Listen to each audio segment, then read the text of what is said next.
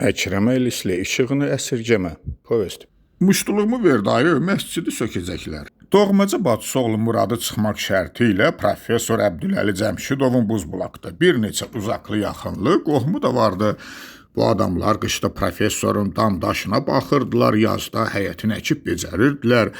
Yayda isə professorla qohumluğun biz şübhəli sevincini üzlərində küçə-küçə, çeşmə-çeşmə gəzdirirdilər. Qohumları Cəmşidovu nə gələndə qarşılayırdılar, nə gedəndə yola salırdılar. Cəmşidov kəndə gəlməzdən 1-2 gün qabaq Bakıdan rayonun 1-ci katibinə zəng eləyirdi. Vağzalda Cəmşidovu rayonun 2-ci katibi qarşılayırdı. Cəmşidova lazım olan azuqə və vaxtaşırı rayon mərkəzindən gəlirdi. Beləliklə də Cəmşidovun kənddə nə bazara çıxmağa ehtiyacı vardı, nə dükana getməyə ehtiyacı vardı. Professorun kənd arasında görünməməyinin bir səbəbi də bəlkə bu idi, amma kənddə hamı deyirdi ki, professor kənd arasına bacı oğlusu Muradın qorxusundan çıxa bilmir. Bu əslində belə idimi, belə deyildimi? Demək çətindir. Amma Muradın qəzəbli, kinayəli səsini arabir professorun eyvanından eşitmək olurdu və Buzbulaqda bu səsi eşitməyin saysız hesabsız azarkeşləri vardı.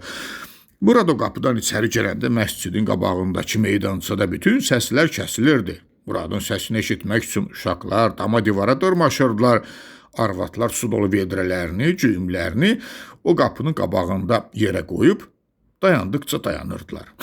Muştuluğumu ver dayı, məscidi bu gün sabah sökəcəklər. Sənə 1000 dəfə demişəm ki, mənim evimə içib gəlmə. Nəyə gəlmirsən? Səni bura kim çağırıb? Gəldim ki, səndən 1-2 stəkan qatıq vurum. Bir də bir balaca savadımı artırmaq istəyirəm. Çoxdandır ki, qəzet zad oxumuram. Sən mənim səbrimdən suyu istifadə eləyirsən. Sən bu kəndin cəmaatını mənə güldürürsən. Qoy cəmaatın da bir balaca qırışığı açılsın da, professor, niyə paxıllıq eləyirsən? Onların söhbəti əksər vaxtlarda beləcə də başlanırdı.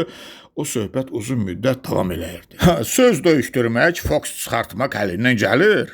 Bəsdə balam, hər şeyin bir qaydası var. Bu da bir mübarizə formasıdır da, professor. Belə şeylər sən yaxşı bilirsən. Hələlik mənim bildiyim budur ki, səndən adam olmayacaq, sonrasını deyə bilmərəm. Sonrasını deməyə nə var ki, professor? Sonra biz səndən cəhənnəmdə görüşəcəyik. Elədir, düz deyirsən, yerini yaxşı tapmısan. Deməli, cəhənnəmin olmağını boynuna alırsan? Səndə cəsarət görürəm, professor. Bəsdir, qurtarayıbdır. Eşidən var, dost var, düşmən var. Mənim birinci düşmənim sənsən də, professor. Biz ki, bu məsələni çoxdan həll eləmişik. Mən sənə 8 il çörək vermişəm. Yadından çıxartma. Mən səni 8 il evimdə saxlamışam. Mən də sənin yolunda 8 il vuruşmuşam, professor. 88 yerdən yaralanmışam. 8. 8, hə də. İndi də 8 vurursan. Burası yaxşı dedin dayı, səndən heç çıxmayan iş. Tutu xanım son dərəcə mehriban səslə dedi. Murad oğlum, sənə bir çay da gətirim, bəlkə dovğa gətirim. Səpsərin dovğamız var. Dovğanı götürmə xala. Bura gəl. Dayımda təzə şey kəşf eləmişəm. Tutu xanım dedi. Nə kəşf eləmişə qadan alım? Murad dedi. Kişində antiqa yumor varmış. 8 məsələsini yaman dedi. Tutu xanım yaxınlaşıb əlini Muradın çiyninə qoydu. Öz dayın dedi, ay balam, niyə bir-birinizi incidirsiniz? Niyə belə qanlı bıçaq kəsilmişsiniz? Yad deyilsiz axı, qadan alım. Murad tükülü sifətini yavaşca çiyninə qoyulmuş ələ toxundurdu. Sən bilmirəm, o dünya nə üzünə gedəcəksən, professor, dedi. Bu arvadı da tamam öldürüb qurtarmısan. Yavaş dedi, qəhərlə dedi. Yenə tüklü sifətini yavaşca çiyninə qoyulmuş ələ toxundurdu. Professor dikəldi. Bari bundan utan. 8 il paltarını yuyub. Murad dedi. 8 məsələsini qurtardıq, professor. O 8 ildə sən məni az qala adamlıqdan çıxartmışdın. İndi yavaş-yavaş adam oluram. Adam olmağı göz qabağındadır. Bütün kənd gülür sənə. Bu sözlər Murada yaman toxundu, elə toxundu ki, Murad yerindən sıçradı. Bunu yalan deyirsən, professor, dedi. Mənə gülən hələ anasından doğulmayıb. Qorxudan professorun rəngi ağardı. Tutu xanım bir küncdə büzüşüb qaldı. Tutu xanım hirsli-hirsli ərinin üzünə baxdı. Qəribə şeydir, Tutu xanım Muradı çox istəyirdi. Tutu xanım Muradı bircə balası Bəşirdən də çox istəyirdi. Hər halda kənd cəmaatı belə deyirdi. Evində saxladığı o 8 ildə də deyilənə görə Tutu xanım Muradı öz balası kimi saxlamışdı və Murad əskərlikdən qayıdıb o evi bir dəfəlik tərk eləyəndə Tutu xanım neçə vaxt gözünü yaşını axıtmışdı. Tutu xanımın indi də ağlamağı gəlirdi çünki Murad həmin Murad idi. Muradın da ağlamağı gəlirdi çünki Tutu xanım onun 9 yaşında itirdiyi anasına yenə yaman oxşayırdı.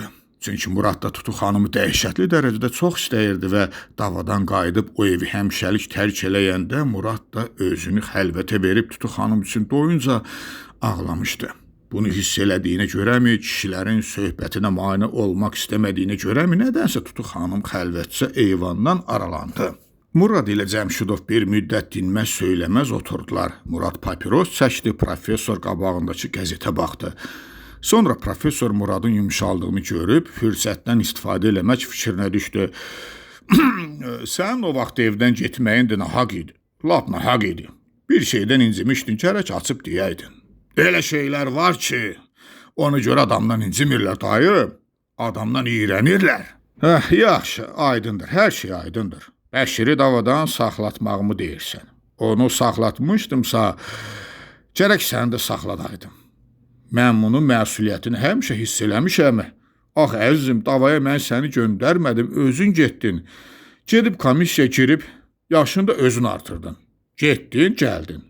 Özü də yaxşı gəldin, ordenli, medallı gəldin.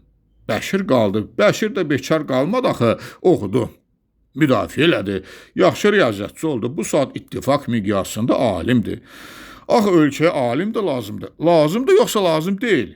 Murad kərli başını tutub bağırdı. Dədə vay, sən nə aferist adamsan dayı? Səsə Tutu xanım bayıra çıxdı. Çıxan kimi tərs-tərs ərinin üzünə baxdı, sonra qorxa-qorxa Murada baxdı. Sən bununla nahaq deyişirsən bala, dedi. Bununla deyişmək çətin məsələdir. Professor yazıq-yazıq şikayətləndi. Mən aferist deyir. Mən bundan heç olmasa 25 yaş böyüyəm. Murad dedi, 25 yaş nədir ki, professor? Sən məndən azı bir əsr böyüksən. Sənin köklərin feodalizmə bağlıdır. Tutu xanım, Murad bala düz deyirsən, dedi. Yenə tərs-tərs ərinin üzünə baxdı. Baxdı ki, əri cavab verməsin, çünki Murad yaman əsəbləşmişdi. Muradın əl-ayağı əsirdi. Sənin kimisin tarix hələ yetirmə, professor. Mənim könüllü əskər getməyib də az qala şübhə altına almaq istəyirsən. Bilirsən ki, mən Bəşiri çox istəyirəm. O saat Bəşir araya soxuşdurursan. Bilə-bilə ki, nə Bəşirin bu məsələyə dəxli var, nə onun alimliyini, nə də o ittifaq miqyasının. Bilə-bilə ki, bütün bunlar lifadır, yalandır, siyasətdir. Soxuşdurursan, bir damcı da xəcalətcə çəkmirsən. Amma dayı, kişisən dayı, ömründə bircə dəfə siyasətçilik eləmə. Deyərim, o vaxt o nə fırıldaq idi. Mənim içib boşaltdığım araq şüşələrini niyə bir-bir yığıb saxlayırdın? Sən onda o şüşələri ilə nəyi sübut eləməyə hazırlaşırdın? Professor arxasında əyləşdiyi stolun siyirməsini yavaşca çəkdi, xəlvətcə bir həb götürdü.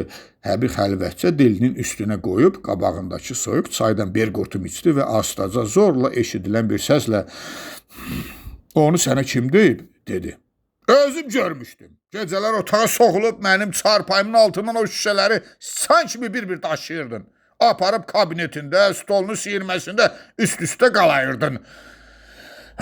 Mən ora axırıncı dəfə baxanda düz 25 dənə şüşə idi. Üstünə də ərəb əlifbası ilə nəsə yazıb qoymuşdun. O nə yazıydı, professor? Sən o şüşələri ilə kimə nə sübut eləməyə hazırlaşırdın? Cavab vermək əvəzinə professor uzun müddət mat-məhdal Tutu xanımın üzünə baxdı. Tutu xanım başını tərpədib çıxıb getdi və onlar eyvanda yenə tək qaldılar. Deməli sən mənim evimdə kəşfiyyat aparırmışsan. Qurtardıq, kifayətdir. Daha sənə deməyə sözüm yoxdur. Küyə basma professor, heç küyə zədə basma. Əgər bilmək istəyirsənsə bil. O şüşələrin yerini mənə Bəşir göstərmişdi. Sənin açarlarının yerini də o bilirdi. Kitab şkafının alt gözündə, qənd qabının içində. Səhv eləmirəm ki, professor. Sən o zəhrimarı içib mənim düşmənlərimin yanında ağzına gələni çərənləyirdin. Deməli sənin evinə gələnlər sənin düşmənlərin idi. Bunun sənə dəxli yoxdur. Hər halda sən özün mənim evimə davadan düşmən qayıtmışdın. Nə mənada professor? O mənada ki, ağzına gələni danışırdın. Nə mənim kimliyimə baxırdın, nə mənim ictimai mövqeyimi nəzərə alırdın.